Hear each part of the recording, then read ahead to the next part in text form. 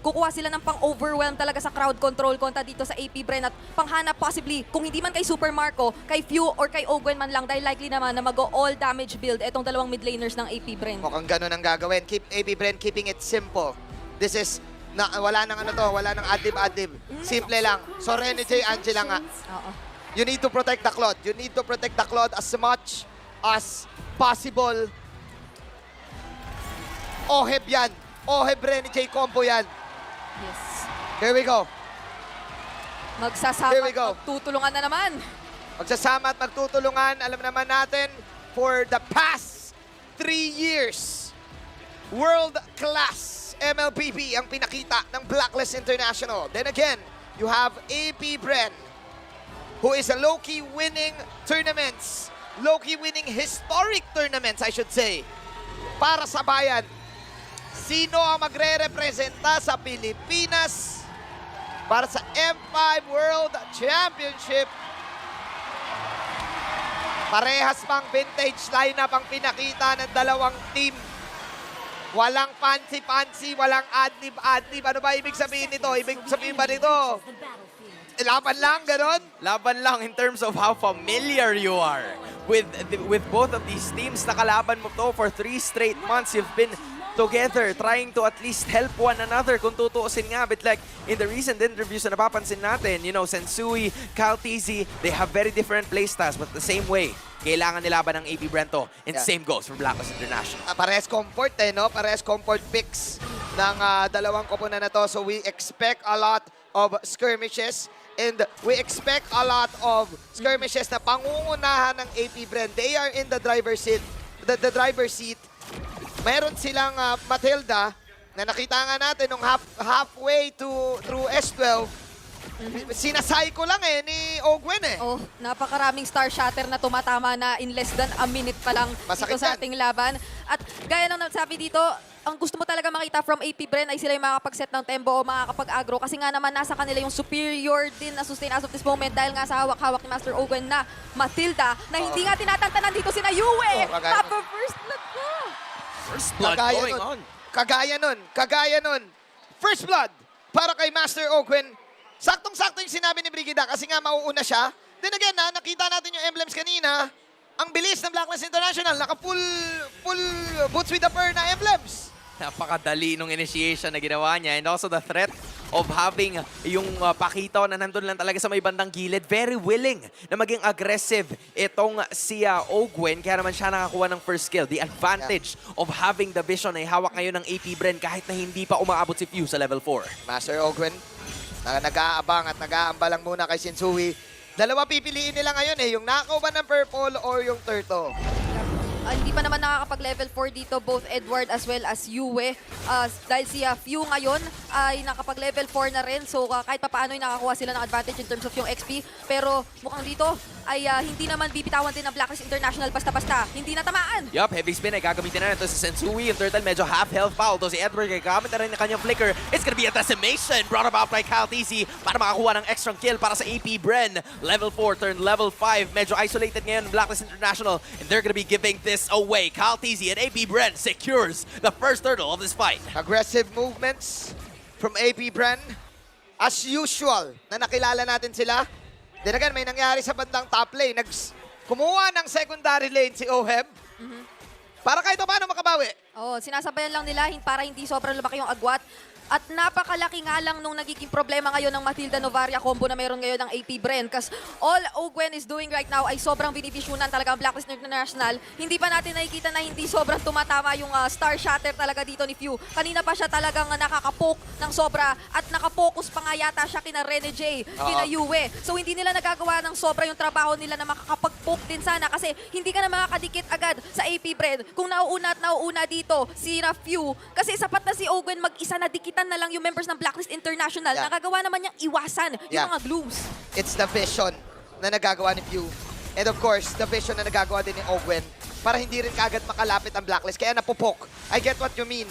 Brigida, Kaya ngayon, susubok pa rin sila. Yup, heavy spin ay magagamit na rin dito ni Sensui para makatakas lang. Caltisi also using that Mortal Coil para makahabol pero hindi niya na gagawin pa yon. It's gonna be a successful purple buff take dito kay Sensui kasi kinailangan niyang gawin yun. Medyo naiiwan na siya sa levels. Oo nga, no? Sensui is at level 6. Level 7 si Kyle TZ.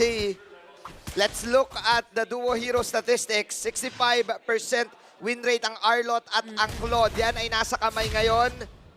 Well, ang Claude ay na kay Oheb at Blacklist International, and din si Edward. Yup, kaso namataan ito si Renjay. It's a possible decimation na naman.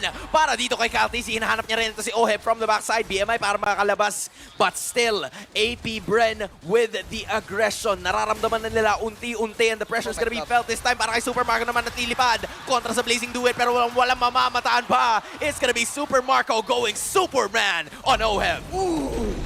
Ibang klase ang pagsiguro doon ni Super Marco na hindi pa nagmamakro pero minicro doon etong si Oheb on that Claude. Yup, kaso si Edward naman mamamataan. It's gonna be another flicker para makatakas man lang pero he is gonna go down. Renegade also using the flicker to be able to get away from that situation. Turtle na makakuha. Still gonna be Caltisi. Momentum is riding the side of the beast and Sensui is gonna be the one to run away. AP Bren, 2 out of 2 in terms of turtles. 505 kills per minute. Magugulat ka talaga sa kung papaanong magagawa pa rin i-secure ni Kyle TZ yung mga objectives na binubuhusan ng skills o Oo. ng mga burst pa dito na Star Shatter mula kina Few. At not just Few, even Blacklist International, pinangahawakan talaga nila ng sobra na yun. Parang minamaximize ngayon ng AP Bren, sobra na. Hindi pa nakakapag-ube ang Blacklist International each and every time. Hindi nagko-commit yung mga combo na inaasahan natin from Blacklist. Lagi at laging nauuna ngayon ng AP Bren. Oo nga no? Tama ka, Brigitte. Mahirap gawin yun yung mga retry na nakaw. Diba? And bago mangyari yun, yung outplay sa top lane, ang hirap din gawin nun bilang 1-1 kasi pumunta siya dun sa may bato Oo. para lang makuha yung stock. So in the first 6 minutes, klarong-klaro, AP Bren is dominating. Maghihintay tayo ngayon ng 1 minuto para sa Turtle. Then again, sa mga games na nakita natin sa Blacklist International, hindi bago to. Yeah. Hindi bago na hindi sila nakaka-comeback. Oh, Bakit ganun? Yung sabi nga nating ube dito na hinihintay lang ng Blacklist International talaga yung timing. Hindi pa naman nga natin nakikita in this match. Yung 65% win rate ng combo ni Arlot and ni Claude, hindi Oo. natin masyado pang na-witness. Dahil nga palagi at palaging nahanap ng AP Bren yung mga isolated plays na ginagawa nila kontra sa Blacklist. Pero kung dumating yung punto na meron tayong mga makitang ganoong hindi man heavy spin ang mag-initiate but final slash sundan mo nun and the Blazing Duet na nakapag-farm na dito si Oheb, hindi naman malabong makahanap dito ng opening ang Blacklist International. Yeah. Pero so far, kasi sa nakikita natin, pinapabilis din ng AP Bren ng sobra itong pacing ng laro. Parang poke lang ng poke, no? Get the vision, get the poke. Nakita nga natin yung ginawa ni Kyle TZ, hinampas siya ng hinampas. Si Sensui, hinihintay niya kung aamba ba to, lalaban ba to. Get the poke, kasi kapag na-poke mo yung kalaban mo, konti buhay niya, edi automatic, magme-make sense. Labang talaga kayo sa clash. Kahit anong mangyari, you also have this Angela ni Renjay na hindi pa actually online. Yep. Hindi pa natin nakikita yung Sanib ligtas. Yung baby bibihin kita combo. Then again, those are the pokes na naman na ginawa ni Flap. Yup, medyo kulang pa rin kasi sa damage output. Speaking of damage output, Oh my God. AP niya is gonna be Super Marco. Papasok naman ito si Edward kontra sa apat, pero he's gonna be using that flicker to be able to get away. Pero kung hindi na kailangan pa ng lipad, hard guard sasama na rin. Ang mamamataan si Yue. Damay si Billion pa yata. He's gonna be the one to actually escape. But no! Flap Dizzy making it happen para sa kanyang kupunan. And Renegade is gonna be retreating. Oheb nandito sa may bandang gitna. Napapaligiran siya ng napakaraming bubuyog. Hinahabol siya. Sinasapak-sapak pero makakaiwas pa rin naman because it is gonna be a turret na babagsak sa kamay ng AP Bren. 24,000 against 18,000. 8 minutes, 7 kills. AP Bren is OD! Oh, wait a minute! It's gonna be Oheb na naman! Napapatoy na naman si Flap TC para makapag-flicker lang patakas. It's still gonna be Oheb escaping. Pero may major downfall yun. Nag-matrix na lang si Oheb kahit siya yung nagbato ng bala. Kamuntikan ha, kamuntikan si Oheb. Actually, kamuntikan din si Flap TZ. Damay-damay eh. Flapping is happening right now? Napakahirap gumalaw ngayon kontra sa AP Bren, hindi lang dahil sa presence ng Novaria, pero even yung threat na nandyan na si Flaptizi, sumasama na talaga siya. Oheb kanina napilitan kahit nasa ilalim ng tore mag-sprint para lang maiwasan yung follow-up dito ng nakaabang na Flaptizi doon sa likod. And kikita lang natin na paulit-ulit lang ang AP Bren na nagmamatapang dahil kaya na talaga nila. Hindi na sila basta-basta natatakot dito kahit pa sa anong klaseng crowd control yung pwedeng ibitaw ng Blacklist International. Katulad na lang nito. Hindi ko na rin kinakaya. Napakabilis nung laro talaga. Ang tagal ang tagal mag-online kasi nung ube strategy ng Blacklist since natalo sila sa lane. Actually hindi sa lane natalo sa anakaw ng jungle. Kaya nagsusnowball at nakakakuha ng mga magagandang ganks Oo. si Kyle TZ. Kyle TZ is having the best start so far kasi nakakuha na siya ng Blade Armor. So automatic na nakontra niya na kahit papaano itong si Oheb. And just take a look at the damage dealt, diba? 4 assists at ramdam na kahit ni Oheb. Nakikita pa sila nung Astral Echo. So mas maraming kailangan problemahin ngayon si Renegade na, uy, sino ba i-heal ko? Pero kailangan natin lumaban. Pero kailangan ko rin mag-heal. Oo nga Is this a classic though? Is this a classic? Kanina ay nangyari to sa side ng AP Bren kung saan lamang na lamang sila up against Onyx.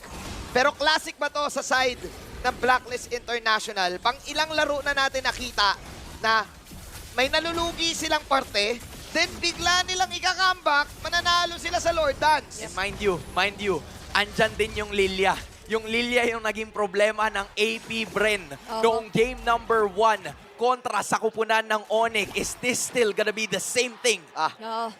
What your thoughts? Break it down this, Lilia. Kinakailangan lang talaga nilang tansyahin dahil kapag ka meron nang nababato agad dito ang AP Bren with the items na hawak-hawak nila, especially si Few, nanenegate na agad yung maximum potential ng heal or sustain nga na hawak-hawak nila kasi first item din talaga ni Few dito yung Necklace of Durance. So for you din dito to be successful in terms of engaging or dealing the pokes, kinakailangan din makahanap ng Blacklist International dito ng magandang engage na hindi basta-basta malalagay sa alanganin yung mga crucial na players nila.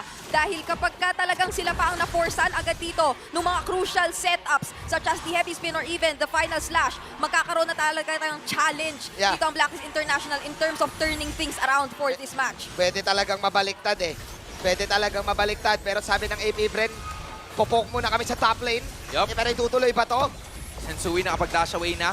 Yung Lord ay kanilang napatumba. It's also gonna be the holy defense na makocommit doon. So a successful defense coming in from Blacklist International. Yan ang advantage or the benefit of having the Lilia on your side. Kahit papano, you still have your base intact. Pero how long can they hold on? Let's look at the items right now. Kanina ay nakita natin yung Lilia on Sans having that Divine Glaive at nabaliktad niya. Wala pa tayong Divine Glaive na nakikita ngayon. Instead, mga super slow na hawak ni Yue. Kahit pa paano, isasapat naman na yan dahil so long as mag-attempt mag-engage din ang AP Bren, hindi nila sobrang magagawa na i-pull off ng mabilisan yung mga skills nila knowing na meron ngang mga slows na nakocommit dito si Yue.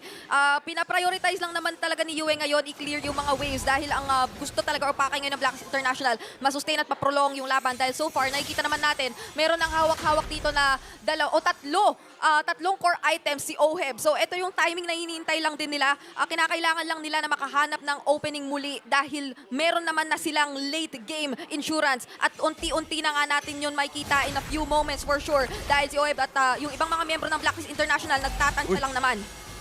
Super Marco, kamuntigan pa doon. He was about to go for the aggression pero hindi niya muna ituloy. Panakot lang ba para sa side ng Blacklist International? AP Bren knows na Lang ating laro. Kailangan muna rin nating huminga dahil yung mga pick-offs naman na ginawa ng AP Bren ay hindi rin siya madami, I should say. 7, yes, pero may mga certain pick-offs sa mga early game, nag-way down yon. Kumbaga yung pag-asa na meron dito ang Blacklist International is that meron pa rin silang inhibitors. Hindi nila kailangan na umalala ng sobra in terms of yung lane equilibrium or yung mga minion waves na kailangan nilang pagtuunan ng pansin. Kasi andyan na yung Lord, presented na. Kaso nangalahati or lagpas kalahati yung buhay ni Edward and si Sensui. Napagamit na rin ng kanyang retribution. He has no other choice. Kasi makukuha ng AP Bren yun kung sakaling hindi niya kinumit yung resource. Okay. With that being said, magko-contest ba ngayon ang Blacklist International? Or libre ba to? Gugustuhin mo man kung ikaw yung Blacklist International, harang na ni na Flaptizi eh. So at this moment, Oheb, alam na rin niya na ganoon yung posible nating ma-expect Kaya naman try na lang din niya iangat yung bottom wave at kahit paano yung mababawasan nila. Pero ang bilis din kasi sumagot ni Ogwen.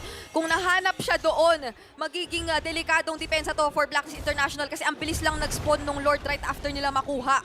Yeah. Buti na lang kamo nakapag-recall out siya. Nakahinga.